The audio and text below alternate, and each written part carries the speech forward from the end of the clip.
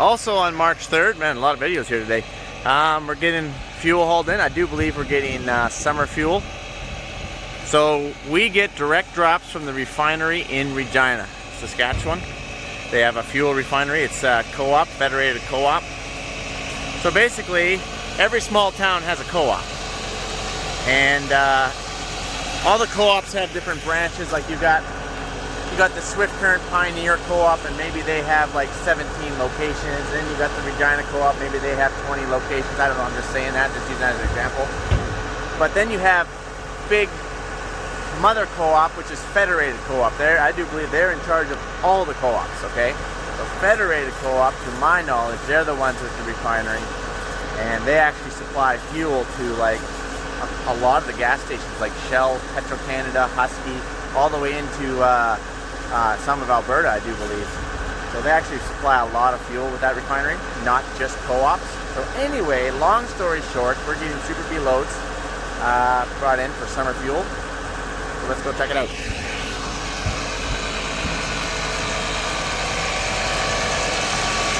Mike, how big is one of those fuel tanks? So we use these for summer. That tank is for winter fuel, and then that's the gasoline. So each one of these tanks is 35,200 US gallons. And I can't remember, we'll have to take a look, see what that one is.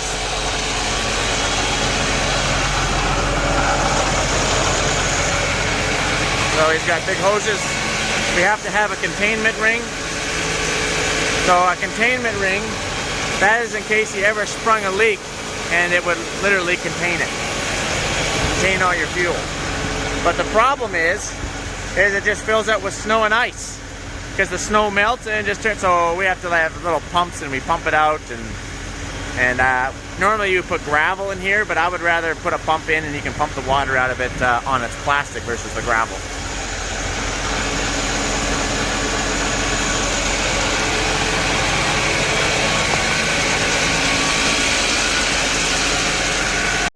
So this is Alan, and Alan,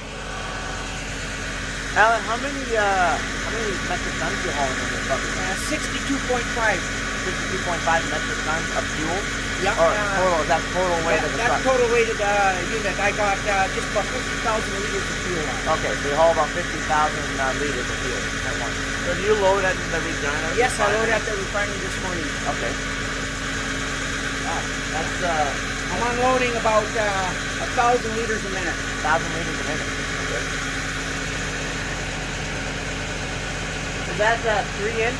Yes, it is. It is 3-inch with a 4-inch pump, which it's run off the truck. Yes. So you got like PTO. a PTO on the truck, and it runs the pump. Okay. Cool. So you going? I don't know. Are you going back for another load, or? Is it no, I'll be at hours. If I had my partners on holidays today, but if I didn't have my partner would be working, I'd go back to the farm, load it for him. Okay. And he'd go, then he'd do his run, and come back and load it for me, and I come here. Oh, okay. Okay. The truck runs 24/7. It runs 24/7, just different drivers in it. No, just me now. Just you and your partner to run this particular 5 unit. or 6 days a week, just depends how busy it is. So where do you take fuel to? Because I thought that the Regina refinery can even supply fuel to like Shells and Huskies and Petro-Canadas. They both. It's not just a co-op thing. No, in Regina, there's no Shell. Yeah. Or no Petro-Canada refinery. Okay. So what they do, co-op sells and they trade fuel. Okay. Like in Winnipeg, Winnipeg, Manitoba. Yeah. There is no co-op. Okay. So they trade fuel with Shell. Shell's got nothing in Regina, so they haul out of our places. Okay. When we card in their computer, we've got our own 4-digit code for a co-op load. Yeah. And Petro-Canada's got their own for the Shell. Oh, okay. So it is all tracked. Yes. Okay. Then they put their own additives in. It's not the same fuel, but their own little goodies are put in. Okay, whatever they say that, okay, this is the best, so we're going to put this in. They don't tell you what they're putting exactly. in. Exactly. So then would you take loads, or did they come and get it with a Shell load. truck? Yeah. Oh, okay. Yeah, but it's no more Shell. It doesn't have Shell. It's usually common carriers.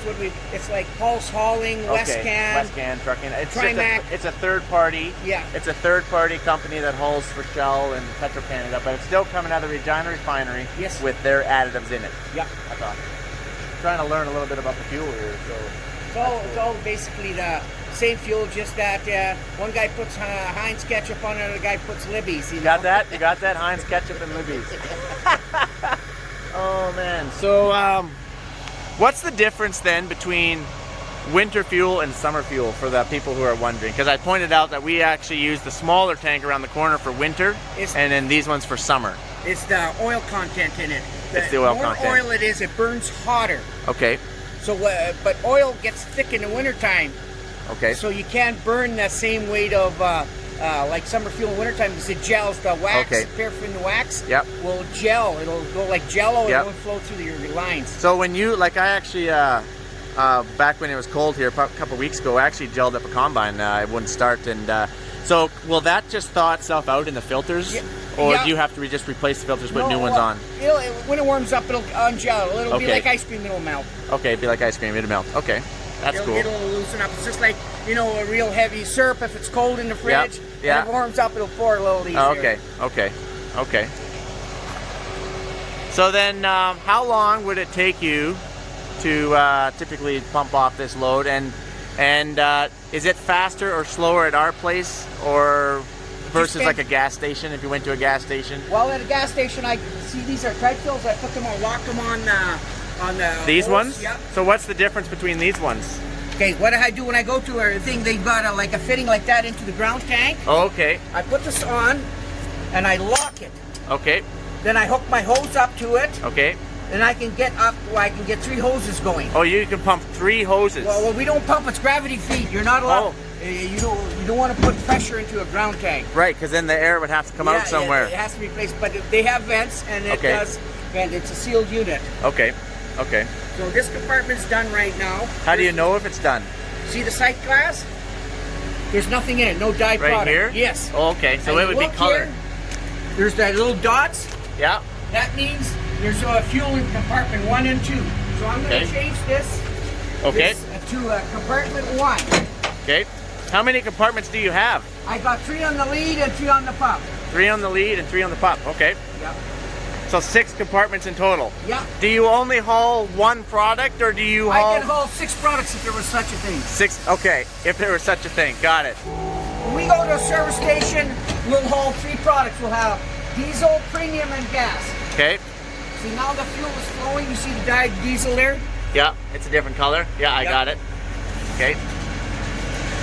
So do you ever, is there any risk of contamination if you're hauling diesel and gas? Because you would definitely never want to get the 2 mixed up. When we go back to the refinery, Yep. we pull up before we load. Yep.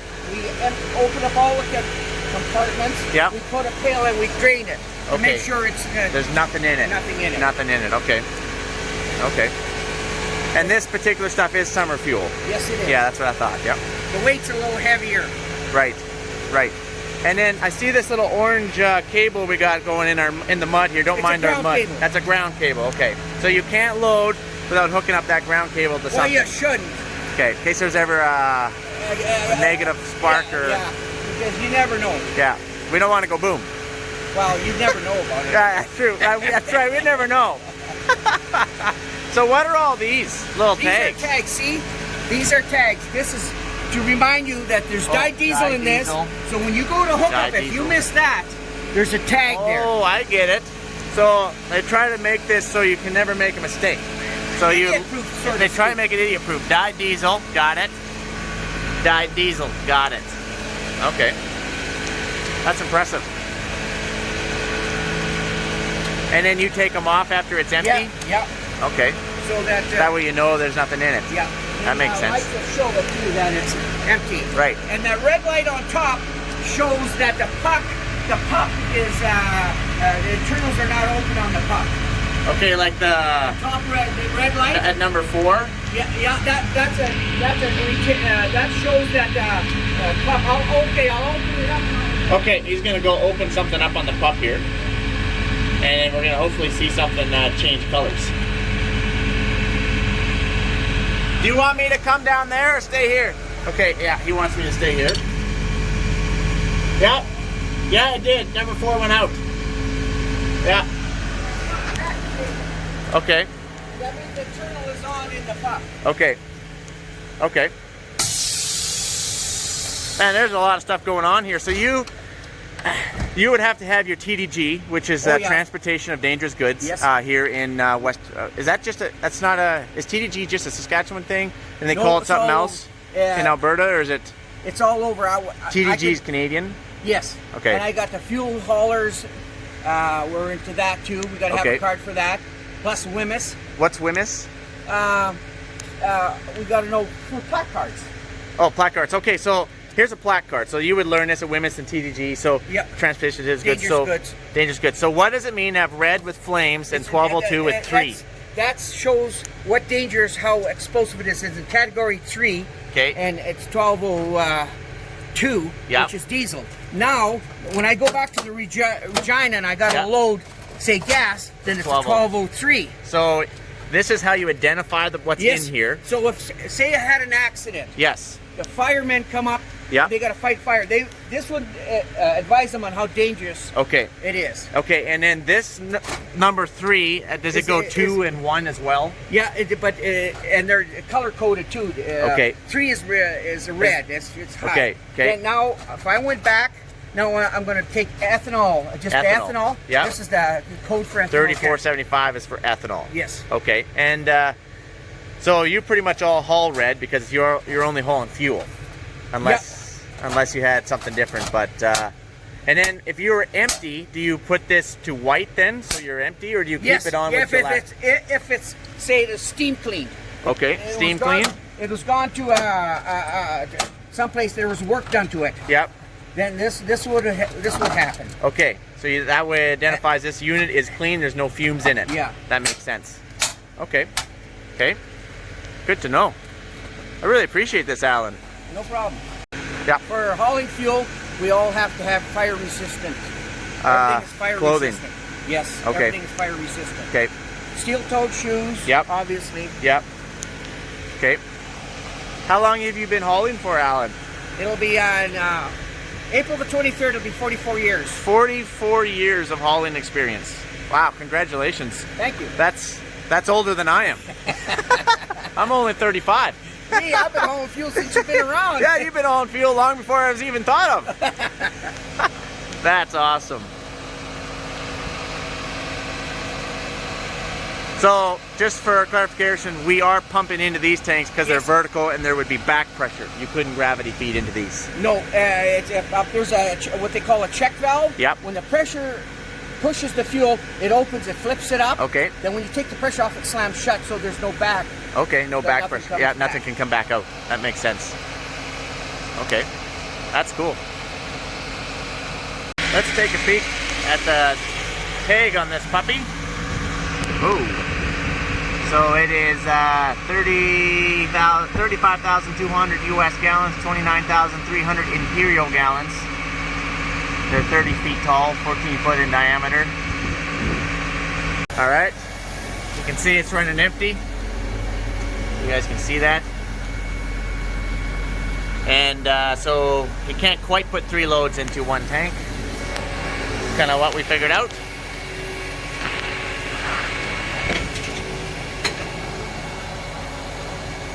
Mike, I've got questions. I kind of figured you would. How much fuel do you burn through a year? We will burn these tanks twice. So quite a bit of fuel. Just putting it on the other. So this is still this trailer, right? Yep. Yeah. You haven't emptied out the back trailer yet? Yes, it's empty. Oh, yes, it's empty? Okay. So this is your last compartment then? Yes, it's just a little one. It's a 3,380 liters. Okay.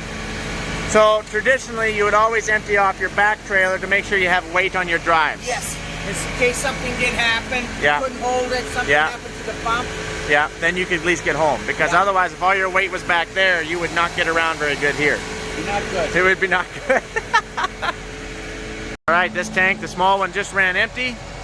Yeah, just making sure everything is getting out. So any fuel that might have been in there, he's just trying to push it to the pump, which then would push it into my tank, okay? That's what's going on there. And then I'm gonna have to get in here to unhook us. All right, so as soon as he honks the horn, I'm gonna shut this valve.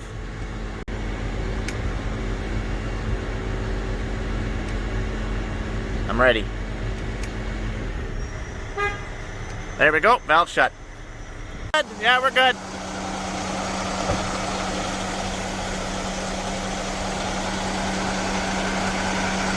Do you want me to unhook the hose now?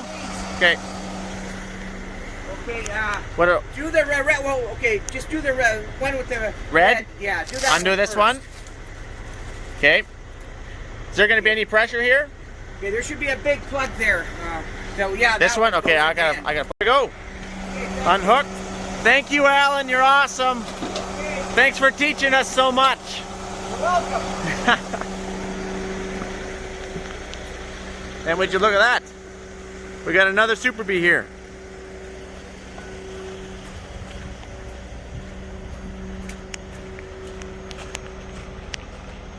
All right, Alan is out of here.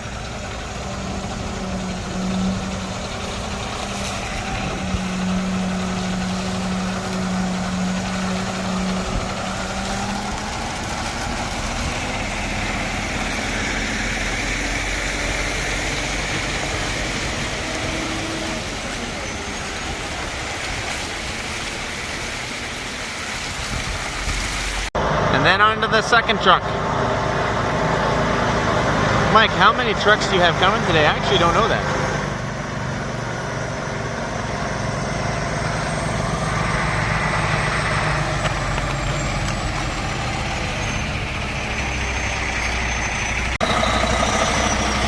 It takes a few trucks to fill these tanks, as you guys know, and they're all going to be coming probably within the next few days. All right. I'm going to let you guys go with that, and you guys have yourself a good one. Adios, amigos. All right, so we got Clay here. Yeah, I'm back. Clay here this time. He's just getting set up here, getting ready to start pumping. We're hooking up his hoses and looking to see how much product we have in the tank. We're about 2.5 rings in the tank right now. So he will not fill the tank. It'll be the next truck that fills the tank. When we're filling the tanks, typically we go off of how many liters he's putting in. That's how we know, because the tank's empty. We know the tanks are empty. Otherwise, you could go off this little sight tube, and you can still see it in the sight tube there. But the fuel in that sight tube, it turns it basically dark brown, and you can't really see too good. So typically we use both. We reference both. Then I should note that we actually use fuel lock. So every person on our farm, including myself, we all have our own different pins. So we can track the fuel usage to who's using what, and emails us. So if someone's like here at 3 o'clock in the morning, punches their number in and pumps out the fuel, we know exactly how much they pumped out, and we know that they were here at 3 o'clock in the morning. So it's just an easy way for us to track the fuel and who's using it, because we go through a lot, and we just need to make sure we can track it somehow. No, great question. We've never had anyone steal fuel from us. We have this. No one without a pin can get in, and no one's going to steal fuel when it's their pin that's going in. So, no, we have a really good crew. They're all like families, so we just have it here. So no one can come into our farmyard at 2 o'clock in the morning and just turn on the pump. All right, guys, that's it this time. So, you guys have yourself a good one. That's Clay. He's an awesome guy, too. And I got to get back to work, so yeah, I got to get back to work.